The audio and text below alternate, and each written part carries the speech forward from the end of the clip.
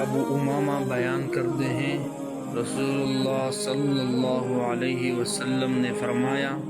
اپنی 5 فرض نمازیں پڑھو، اپنے ماہ یعنی رمضان کے روزے رکھو،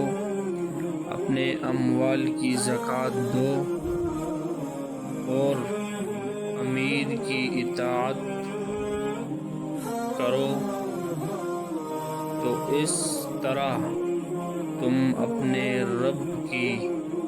جنت میں داخل ہو جاؤ گے۔